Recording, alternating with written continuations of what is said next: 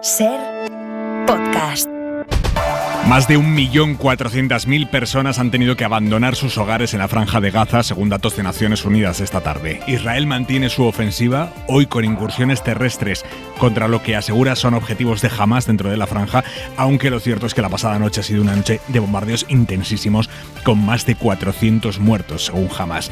Vamos a ir ahora mismo allí, pero hay una noticia aquí en España esta tarde absolutamente dramática. Ha muerto una madre y tres niños muy pequeños en un accidente de coche al chocar con un camión a la altura de Zeguilla, en Segovia. Uno de los críos tenía 5 años, los otros eran gemelos, tenían 2 años, ha muerto junto con la madre. El camionero está ileso y la Guardia Civil está investigando qué ha pasado. Castilla y León, Eva Marín. Como explica el jefe provincial de tráfico en Segovia, Pedro Pastor, es el accidente más grave registrado en los últimos años en esta provincia. Ha sido un trágico accidente, sobre todo por el número de víctimas y por el carácter de niños de corta edad, de 3 de ellos. Y no hay mucho que decir, ha habido una invasión de carril por parte del turismo, casi cuando se cruzaba con vehículo articulado, y ha habido una colisión frontal.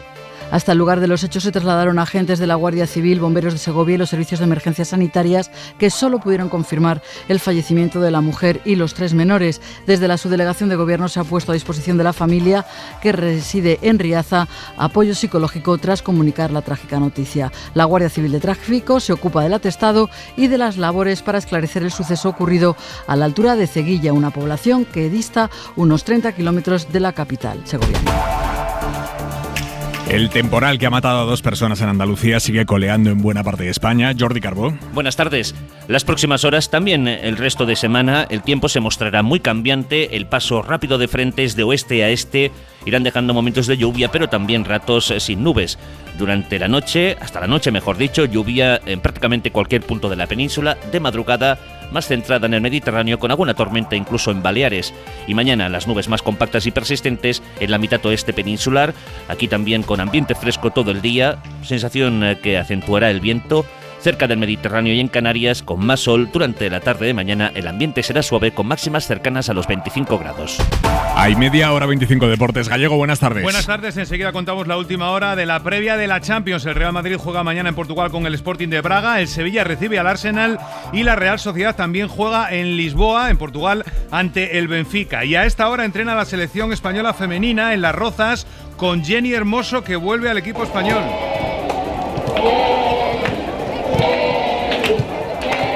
Aplaudida en su vuelta a los entrenamientos. Hoy, por cierto, se firmó el convenio entre las jugadoras de la selección femenina, la Federación Española y el Consejo Superior de Deportes. Empieza ahora 25.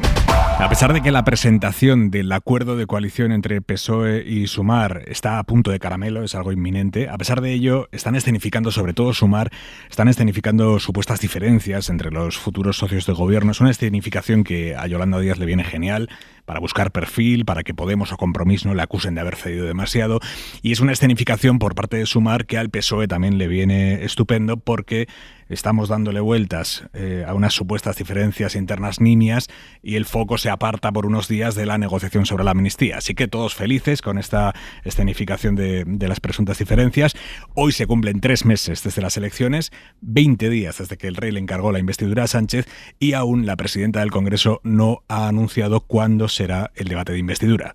Josué Coello, buenas tardes. Buenas tardes, Aimar, y no parece que vayamos a saberlo en los próximos días, sobre todo ahora que el PSOE tiene abiertos varios frentes mientras el tiempo apremia. El primer frente es su acuerdo de gobierno con Sumar, que hasta ahora está a punto. Desde las filas socialistas aseguran que la cosa está casi hecha, mientras que en Sumar son algo más prudentes. El motivo: no hay todavía acuerdo con la propuesta de reducción de la jornada laboral. Y en relación al tema de la jornada, permítame que ser discreto sobre cómo estamos trabajando los redactados y los acuerdos, pero sí que quiero insistir claramente. Y si Ernest Urtasun insistía hoy en que esta medida es fundamental, también ha sido fundamental para acercar posturas que el PSOE se haya abierto a incluirla, lo que hace pensar que la luz verde está más cerca de lo que parece. Nadia Calviño, vicepresidenta económica. La aproximación tiene que ser la de iniciar un diálogo con los agentes sociales y dentro de la negociación colectiva. La negociación entre ambas formaciones llegará a buen puerto en próximas horas, y mientras los actores internos en Sumar empiezan a tomar posiciones mirando la letra pequeña de este acuerdo. Desde Podemos hoy denunciaban que es poco ambicioso. Pablo Fernández, portavoz morado. Las conversaciones que se están dando entre el PSOE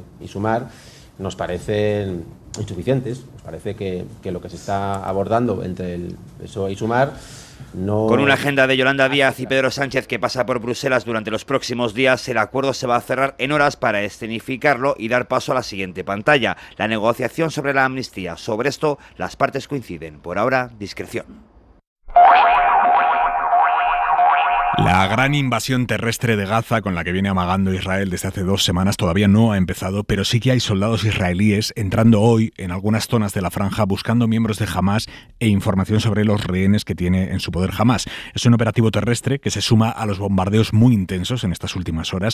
De ayer a hoy han muerto 436 palestinos por las bombas israelíes, entre ellos 182 niños, según el gobierno de la franja que controla Hamás. Enviado especial de la SER a Israel, Pablo Morán, buenas tardes. Hola Aymar, buenas tardes. De hecho, los bombardeos de las últimas horas han sido de los más intensos desde el inicio de la guerra, que deja ya más de 5.000 palestinos muertos según las autoridades de Gaza, la mayoría mujeres y niños. Y como apuntabas en portada, 1.400.000 desplazados, tal y como confirmaba esta tarde Naciones Unidas. Es el balance de esa primera fase de la guerra de Israel contra Hamás a la espera de la incursión terrestre que Estados Unidos ha pedido frenar para facilitar la liberación de más secuestrados, cuya cifra total ha elevado Israel a 222, alrededor de 50 con doble nacionalidad. De hecho, la negociación para la liberación de ese medio centenar de reclusos está bastante avanzada y podría haber novedades pronto, pero según fuentes citadas por Haaretz, Israel no parece dispuesto a querer diferenciar a esos secuestrados del resto. Sí que se han producido esas nuevas incursiones terrestres que citabas contra objetivos de Hamás dentro de la franja. El portavoz del ejército ha explicado que han sido nuevas redadas limitadas a atacar intereses de Hamás dentro de Gaza. Han golpeado a 300 de sus objetivos y han sufrido la muerte de un soldado, lo que anticipa las dificultades a las que se puede enfrentar el ejército israelí en esa nueva fase de la operación terrestre para erradicar a la organización palestina. En el frente norte siguen los esfuerzos por neutralizar las posiciones de Hezbollah. En el sur del Líbano suman ya 20.000 desplazados. La buena noticia es que por tercer día consecutivo ha seguido llegando ayuda humanitaria a Gaza, muy poca para lo que se necesita allí, pero se mantiene abierta esa ventana que los ultras israelíes han amenazado con cerrar si no se libera a más rehenes. Pablo, gracias. Hasta luego. A nivel comunitario, los distintos gobiernos no se ponen de acuerdo aquí en Europa de si hay que pedir un alto el fuego, hay que pedir una pausa humanitaria o qué tiene que pedir Europa. Informa desde Bruselas para la SER Beatriz Ríos. Bea, buenas tardes. Hola, buenas tardes. Sí, son dos cosas muy distintas. Un alto el fuego puede ser el resultado de un acuerdo entre las partes para frenar los ataques, reducir la tensión y permitir que se dé un contexto en el que se pueda negociar una paz duradera. Una pausa humanitaria es mucho menos ambiciosa y el objetivo es eso, frenar la violencia durante un tiempo limitado para permitir la llegada de ayuda humanitaria. Así lo explicaba el jefe de la diplomacia europea, Josep Borrell. La idea de una pausa humanitaria como algo que facilitaría la entrada de la ayuda humanitaria y permitiría a las poblaciones desplazadas ponerse a cubierto es algo que los Estados miembros han apoyado. Pero no todos. Para algunos países, como Alemania, Austria o República Checa, no puede haber pausa de ningún tipo mientras continúen los ataques terroristas de Hamás desde la Franja de Gaza. En lo que sí parece haber acuerdo es en la necesidad de continuar con los envíos de ayuda humanitaria. Lo que sí ha quedado claro es que hay un consenso en la necesidad de mantener e incrementar y de que haya acceso a la ayuda humanitaria europea y bilateral a Gaza. Lo decía el ministro después de la reunión con sus compañeros europeos. La cuestión sobre esa posible pausa humanitaria seguirá sobre la mesa esta semana. La próxima vez será el próximo jueves cuando se reúnan los líderes de la Unión Europea en Bruselas. Hoy Pedro Sánchez se ha reunido aquí en España esta tarde con la embajadora israelí, con la que el gobierno tuvo un choque diplomático la semana pasada, y después se ha visto con el jefe de la misión de Palestina aquí en España, David Junquera. Sí, ambas reuniones han acabado y la primera Sánchez le ha trasladado a la representante israelí su solidaridad tras los atentados. Dice el presidente en funciones en un tuit que los rehenes en poder de Hamás deben ser liberados de inmediato y sin condiciones. También recalca la necesidad de proteger a todos los civiles y evitar una catástrofe humanitaria. Y le ha trasladado a la embajadora que la ayuda debe llegar en cantidad suficiente y sostenida a la población de la Franja de Gaza. A continuación, Pedro Sánchez se ha sentado con el jefe de la misión de Palestina en España y a él le ha hecho llegar su solidaridad también, en este caso por la dramática situación que se vive en los territorios palestinos. De nuevo, el presidente insiste en que se debe proteger a los civiles y garantizar los suministros básicos. En este último mensaje en redes, vuelve a insistir en buscar una solución política que pase por los dos estados que convivan en paz y con seguridad.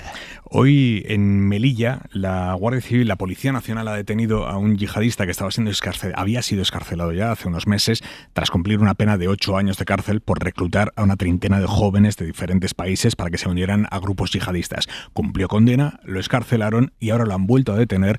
Se le considera uno de los principales reclutadores europeos. Lo han detenido por adoctrinamiento y enaltecimiento en Melilla. Javier Bañuelos. El español Mustafa Maya, apodado el Talibán, es un histórico líder radical, un viejo conocido de la policía, considerado como uno de los mayores reclutadores yihadistas de toda Europa. De hecho, fue condenado a 8 años de prisión. La Audiencia Nacional le situó al frente de una de las mayores redes de captación y envío de radicales para su incorporación a organizaciones terroristas de corte yihadista. Participó, de hecho, en las primeras captaciones de españoles y marroquíes que fueron a luchar a Siria y se calcula que ayudó al menos a una treintena de personas a integrarse en Al-Qaeda en el Magreb islámico.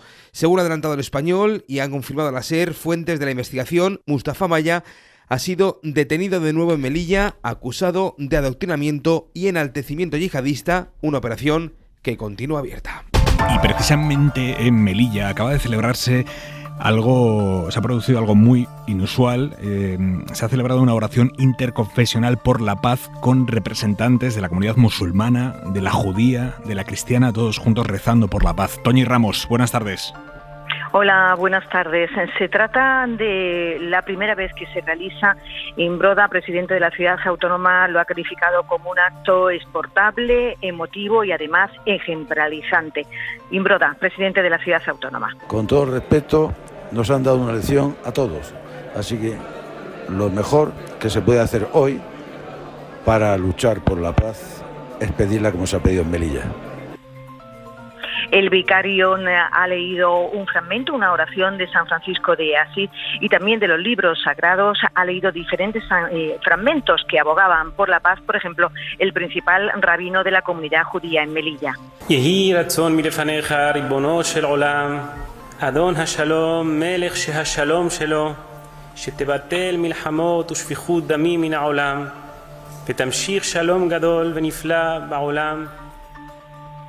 Igualmente también se han leído frases y oraciones del Corán y también la comunidad hindú ha estado presente con su libro sagrado y con frases de Gandhi que abogaban todos por la paz, por la unidad y por asistir al más necesitado. Sobre todo lo que intentan es que esté en vigor ese acuerdo que se firmó en el año 2014, que Melilla no sea una caja de resonancia de lo que ocurra en otros conflictos del mundo. Melilla son 12 kilómetros cuadrados donde de forma en paz conviven esta serie de comunidades y no se pueden trasladar momentos como los que sucedió la semana pasada cuando tras una concentración pro-palestina un grupo se desvió hasta la sinagoga principal.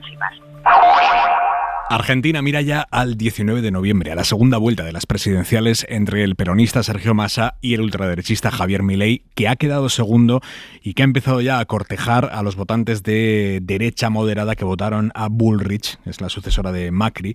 Esos votantes son ahora mismo la clave porque ellos pueden decantar la segunda vuelta. Milei lo sabe, es muy probable de hecho que en los próximos días Milei empiece a rebajar un poco su excentricidad, sus críticas a la derecha moderada para convencer a ese sector de la población de que le voten para evitar una nueva legislatura peronista. Dice Milei que él no tira la toalla a pesar de haber quedado segundo. Dice que él es como Gladiator. Yo soy como Gladiator, yo estoy dispuesto a pelear hasta el último momento. Y una construcción que lleva 2 años está presta a disputarle y a arrebatarle el poder al kirchnerismo. Victoria García, buenas tardes. Hola, Aymar, buenas. Patricia Bullrich y el centro derecha, al que ella representa, ¿qué va a hacer? ¿Va a pedir el voto para Milei? ¿Se va a poner de perfil? ¿Se va a quedar callada? ¿Qué va a hacer? De momento se deja querer, tanto por Massa como por Milei. Quedó en tercera posición, como has dicho, así que el grueso de sus votantes puede inclinar la balanza de modo definitivo en la segunda vuelta y aún no se ha manifestado con claridad. Pero no ha felicitado a Massa por su victoria, tampoco le ha dado el apoyo a Milei. El líder ultra, a quien todos dibujaban defraudado por no haber conseguido la victoria, victoria, en realidad dice estar exultante, dispuesto a luchar hasta el final en la segunda vuelta y borrar al kirchnerismo del panorama político argentino. Lo ha dicho esta tarde, que ha estado en 5 radios dando otras tantas entrevistas. Entonces, lo que tiene que ver con mi parte, yo estoy dispuesto a dar vuelta a la hoja y empezar dar la pelea hacia el kirchnerismo. Sergio Massa, el ministro de Economía y ganador de esta primera vuelta, quien ha comenzado ya a recabar apoyos en el ala izquierda del peronismo para consolidar la victoria en la elección definitiva de la segunda vuelta. En España, Vox era el socio de Milei, que quiere privatizarlo todo hasta el extremo, quiere cargarse el estado del bienestar, defiende que la gente pueda vender órganos porque dice que es un mercado más, el de la venta de órganos. Milei quiere que la gente pueda ir armada por la calle. Milei ha coqueteado con los discursos apologistas de la dictadura. Bueno, su socio en España era Vox, pero hoy le ha salido una nueva aliada a Milei. Isabel Díaz Ayuso. Nada desearía más que el cambio político en Argentina. Pienso que el que fue uno de los países más prósperos del mundo no puede seguir cayendo y cayendo y cayendo, mientras cada vez más argentinos vienen a vivir entre nosotros pidiendo que abramos los ojos.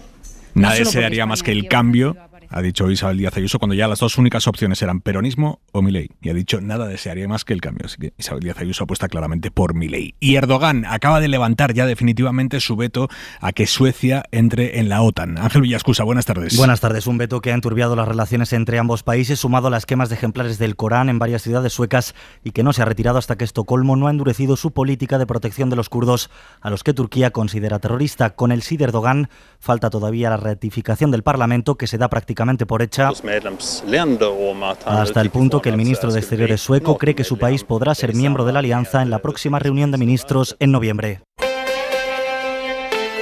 Aimar Bretos. Está ya en la cárcel un hombre de 37 años acusado de intentar matar a su pareja y a la hija de la mujer. Cuando ella quiso cortar con él, él cogió gasolina, las roció a las dos, a la madre y a la hija, echó gasolina por la casa y después con un cigarro prendió fuego a la casa con ellas dentro. Pero consiguieron salir ilesas. Y está ya también en la provincia de Málaga, en un centro de menores, uno de los 5 adolescentes detenidos por violar supuestamente a una menor en Málaga. Los otros 4 han quedado en libertad vigilada. La chica asegura que todo empezó en un descampado de la ciudad, a la que fue para celebrar un cumpleaños. Denuncia que le echaron algo en la bebida y a partir de ahí ha contado que la agredieron sexualmente en 3 momentos diferentes de la noche.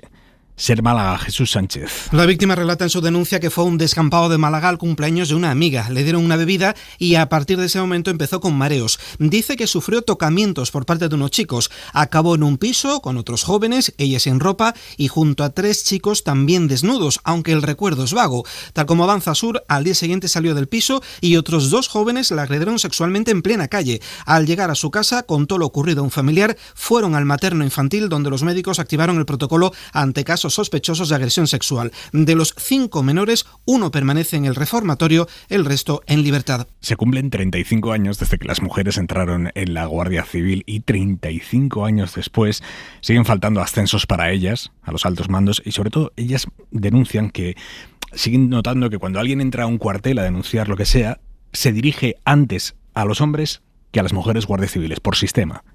Mariola Leurido. La sargento Ruth lleva 16 años en la Guardia Civil y le sigue pasando en los pueblos pequeños. Hombres mayores les cuesta hablar con nosotras, con las mujeres. De hecho, llegan al puesto y dicen, ¿no está el brigada? Y digo, no, estoy yo de segunda comandante. No, pues espero a que venga yo. Viene en un mes. Espero yo. Bueno, pues nada. Espere usted. Es verdad. No pasa nada. Está al frente de un equipo de violencia de género. A veces le llaman feminazi por la calle y también algún agresor cuando lo va a detener. 35 años después, las agentes se quejan de los problemas de conciliación, que además les impide llegar a lo más alto, como dice la comandante María Ángeles. Sí que hay mucha dificultad para las mujeres los ascensos. Si llegas a una edad, te planteas ser madre, es muy complicado, los años de academia, dejar a tus hijos, y los hombres siempre lo tienen mucho más fácil. Estas dificultades explican que todavía haya pocas mujeres en la Guardia Civil, apenas un 10%, son 7.500, aunque en los últimos 5 años su presencia ha pegado un notable salto con un aumento del 50%. La mirada de Xavi Vidal Folk. Causan tanto enojo, tanto temor, que parecen subyugarnos. No hacemos más que hablar de ellos y así se encaraman en las expectativas, desafían, enfrentan, dividen, vociferan y a veces llegan. pero los populismos ultrarreaccionarios suelen permanecer poco en el poder democrático, como sucedió con Donald Trump o con Jair Bolsonaro. En una semana hemos tenido dos bellas sorpresas.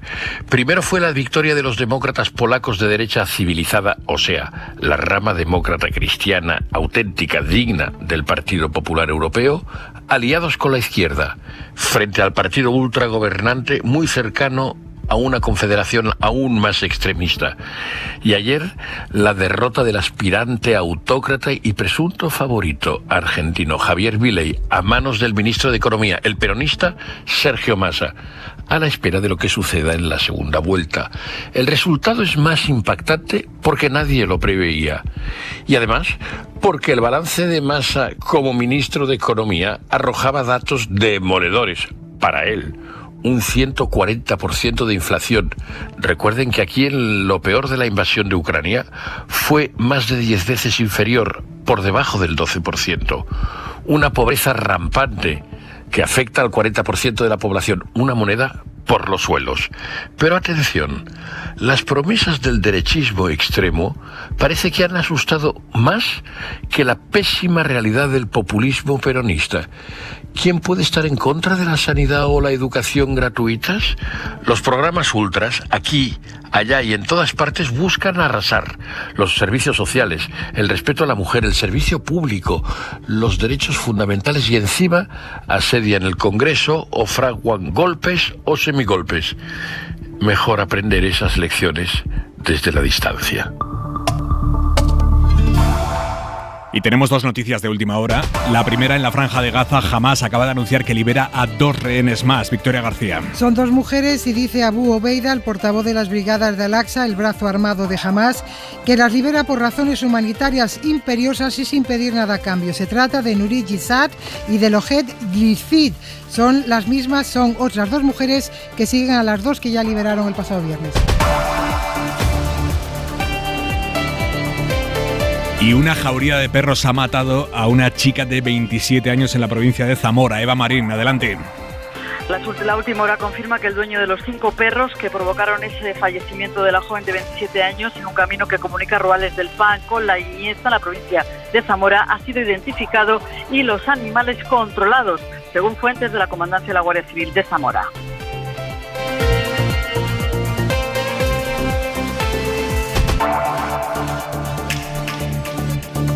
Esta es la última hora de este lunes 23 de octubre. Lo tienen todo actualizado al minuto en cadenaser.com. Para no perderte ningún episodio, síguenos en la aplicación o la web de la SER, Podium Podcast o tu plataforma de audio favorita.